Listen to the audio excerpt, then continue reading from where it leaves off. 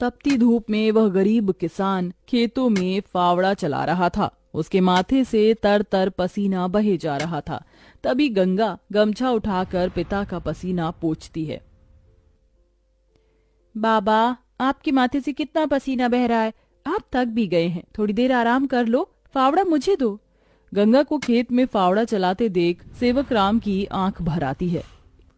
मेरी गरीब बेटी के जिन हाथों में मेहंदी लगनी थी, उन्हीं नाजुक हाथों से मेरी गंगा सख्त फावड़ा चला रही है। तू एक गरीब की बेटी को ही ऐसा भाग्य देकर क्यों भेजता है भगवान? एक गरीब के जीवन की सबसे बड़ी दुविधा बेटी को ब्याहना होता है। ये कहानी है ऐसे ही किसान सेवक राम की, जो बड़ा गरीब है। उसकी दो बेटी गंगा और अंजू हैं। यूं तो सेवक राम ने गंगा के लिए कई रिश्ते ढूंढे, मगर भला एक गरीब की बेटी का हाथ कौन थामना चाहता है। किसी तरह से उनका जीवन कट रहा था। सेवक राम, उसकी बूढ़ी पत्नी जानकी और दोनों बेटी सारा दिन तपती धूप में खेत में काम करते रहे। शाम को खेत का मालिक ब्रिज वहां आया। अरे ओ सेवक राम, सारा खेत जोत दिया? जी ब्रिज बाबू, खेत भी जोत दिया और बीज भी बो दिया। ये ले, तेरे परिवार की आज की दिहाड़ी 250 रुपए। ये क्या मालिक, आप पैसे तो कम दे रहे हैं। पहले मेरी अकेले की दिहाड़ी आप मुझे 200 रुपए देते थे, फिर घटाकर 100 रुपए कर दिया और फिर सीधे 70 रुपए कर दिया, और उसमें भी पूरे पैसे नहीं दे रहे हैं। मैं, मेरी दोनों बेटी और पत्नी को मिलाकर हम कुल 4 जन आज खेत में दिन भर जर मर कर खटे हैं। अरे 30 रुपए ही तो कम है, उसमें क्या तू खरीद लेगा है? एक एक रुपया भी मेहनत से कमाना पड़ता है मालिक। फिर ब्रिज बाकी के 30 रुपए भी सेवक राम को दे देता है, जिसके बाद वह अपनी मढ़ई में आ जाते हैं और गंगा सबको खाना बनाकर खिलाती है और एक फटे गुदरी पर पूरा परिवार जमीन पर लेट जाता है। मगर एक पिता होते हुए सेवक राम चिंता में सो भी नहीं पाता। वह रात भर आंसुओं से बिछौना भिगोता है। अजी, आप अभी तक जाग रहे हैं? जिसके घर में जवान बेटी ब्याहने को हो, वो कैसे सोए? जाने मेरी गरीब बेटी के भाग्य में क्या लिखा है। भगवान ने सभी के घर आंगन में भाग्य जाग रहे हैं, मगर मेरी मढ़ई के आंगन में मंडप कब बनेगा? अजी, तुम चिंता मत करो, भगवान ने कहीं न कहीं जोड़ी बनाई होगी। सेवक राम का यही दुख कम न था। अभी तो और भी कठिनाई आने को थी। अगले दिन जब चारों खेत में पहुंचे कि तभी। क्यों रे सेवक, कल तू 30 रुपए के लिए पाठ पढ़ा रहा था, अब क्या करेगा? क्योंकि ये सारी की सारी जमीन तो पृथ्वीराज जी ने खरीद ली। तभी अंजू ने गंगा से कहा, दीदी, अब हम क्या खाएंगे? खेत बोकर ही तो थोड़े बहुत पैसे मिलते थे। सेवक राम अपने परिवार को लेकर लौट आया। वह दिन रात चिंता में गलने लगा। ऐसे घर कैसे चलेगा प्रभु? कैसे होगी गंगा की शादी? और शादी नहीं हुई तो लोग मेरी गंगा को जाने क्या क्या नाम देंगे, क्या क्या ठहराएंगे जानकी। मैं काम ढूंढने जा रहा हूँ। बाबा, मैं भी आपके संग चलूंगी। दोनों काम ढूंढते एक बड़े से मिल में आए, जहां शिव नाम का एक नौजवान गरीब मजदूर भी काम कर रहा था। जहां मजदूर राशन की बोरी भरी मालगाड़ी खींच रहे। सेवक राम ने काम मांगा, दोनों को काम मिल गया। गंगा अपने पिता की बराबरी में काम करती। तपती धूप से अक्सर उसके पांव और हाथ में मालगाड़ी खींचने से छाले से पड़ जाते, तो वहीं घर आकर वह अपनी माँ का हाथ बटाती। आप ही अपनी चक्की पीसती, कड़ी धूप में सड़कों से गोबर बीन कर लाती, उपले बनाती। एक दिन मालगाड़ी खींचते वक्त शिव उसकी मदद करता है। काका, क्या मैं आप दोनों के साथ खाना खा सकता हूँ? बड़ी भूख लगी है और मैं खाना भी नहीं लाया। हाँ बेटा, आओ ना।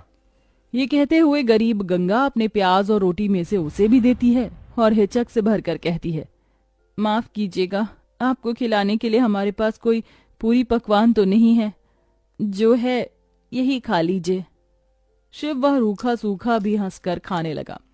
अब अक्सर शिव उनकी मदद कर देता। उसकी अच्छाई गंगा के मन को भाने लगी और एक दिन शिव ने कहा, काका, अगर आप मुझे इस काबिल समझे तो मैं आपकी बेटी का हाथ थामना चाहता हूँ। बेटा, मेरी गरीब बेटी को तुम जैसा मेहनती जीवन साथी मिलेगा। मुझे तुम पसंद हो बेटा। गरीब सेवक राम की दिली इच्छा तो थी कि गंगा को बड़ा और अच्छा घर द्वार मिले, मगर उसके मन में शिव को लेकर भी एक संतोष था। मगर सेवक राम ने जो कभी सोचा भी नहीं था, अगले दिन वो हुआ। कई बड़ी गाड़ियां लाइन से उसके चौखट पर आईं और शगुन से भरी थालियों के साथ शिव अपने परिवार के संग उनके घर आया। उनके महंगे कपड़े लत्ते देख एकदम महलों में रहने वालों से थे। शिव के संग उसके माता पिता पृथ्वीराज, वसुंधरा और बहन योगिता थी। अंजू ने उन्हें देख तपाक से बोला, अरे बाप रे, ये तो राजा महाराज जैसे लगते हैं। अजी आपने तो कहा था शिव गरीब घर का लड़का है। शिव बेटा, ये सब क्या है? यही मेरी सच्चाई है काका। माफ कीजिएगा, मैं मजदूर या गरीब नहीं था, बल्कि महलों का बेटा हूँ। मगर मुझे एक ऐसा जीवन साथी की खोज थी जो मेरा धन दौलत देखकर मुझे न अपनाए। इसलिए मैं उसे ही ढूंढने के लिए ये जीवन जी रहा था। जिसने मुझे मेरी गरीबी के संग स्वीकारा वो गंगा थी। इसलिए मेरे महलों की दुल्हन गंगा होगी। गंगा बनोगी मेरे महलों की बहू और मेरे बेटे की दुल्हन? अपनी गरीब बेटी के लिए महलों से आया रिश्ता देखकर सेवक राम बड़ा रोया। भगवान, तूने मेरी फटी झोली में इतनी खुशियां डाल दी। मेरी बेटी महलों की दुल्हन बनेगी। हर बाप चाहता है कि वो अपनी बेटी का हाथ जिसके हाथ में दे वो उसे रानी बनाकर रखे। अब मेरी बेटी सचमुच में महलों की रानी बनेगी। समझे जी, मंगनी कर ले। मगर इतनी छोटी सी मड़ई में सब कैसे होगा? ये तो टूटी फूटी है, आप लोगों के खड़े होने लायक भी नहीं है। मगर इस मढ़ई में आप जितने दिलदार लोग रहते हैं तो ये महलों से बढ़कर है। इसके बाद सेवक राम के छोटे से मढ़ई में उसकी गरीब बेटी की मंगनी होती है, जहां और थोड़े दिन के बाद बड़े ही धूमधाम के साथ गंगा की शादी होती है, जहां वह मंडप में मन ही मन कहती है, हे गौरी मैया, आपका धन्यवाद जो आपने मुझको मनचाहा वर दिया। इसके बाद गंगा विदा होकर अपने महलों के ससुराल में आ जाती है, जो दुल्हन के जैसा सजा हुआ होता है, जहां कई नौकर चाकर शाही अंदाज में उसके स्वागत में खड़े थे। तभी महंगे से लहंगे में ननद योगिता ने कहा, आइए भाभी, आपके महलों के ससुराल में आपका स्वागत है। जैसे ही योगिता गाड़ी से उतरती है, तभी नौकर चाकर थाली में फूल लिए खड़े उसके स्वागत में फूल बिछाए जाते हैं। जहां कल तक उसके पांव को कांटों की चुभन मिली थी, आज वह महल की दुल्हन बनकर फूलों में बदल चुके थे। जहां महल के द्वार पर सास वसुंधरा ने स्वागत किया। आओ हमारे महलों की दुल्हन, तुम्हारा स्वागत है। इस सोने की कलश को अपने दाहिने पांव से गिराकर अंदर आ जाओ। जी माँ। गंगा ने कलश गिराकर स्वागत किया। तभी ससुराल वालों ने उसे अनेकों तोहफे दिए। गंगा बहू, ये हार पिछले कई पुश्तों से हमारे महल में चला आ रहा है, अब तुम इसकी हकदार हो। भाभी, ये तोहफा मेरी तरफ से और ये तोहफा मेरी ओर से बहू। गीता दे रही हूँ, मैं जानती हूँ तुम इस महल का मान बढ़ाओगी। गंगा ने गीता को माथे से लगाया और फिर सास ससुर का आशीर्वाद लिया। माँ जी, बाबूजी, मुझे आशीर्वाद दीजिए ताकि मैं इस महल का मान निभा सकूं। सदा सुहागन रहो, जुग जुग जीती रहो। फिर गंगा विदाई में दिए अपनी गठरी को संग लिए शिव के साथ कमरे में आ गई, जहां आलीशान बड़ा कमरा, ऐशो मखमल का बिछौना और सब कुछ था, जिसे उस गरीब दुल्हन की आंखें देखती रह गईं। कैसा लग रहा है महलों के ससुराल में आकर?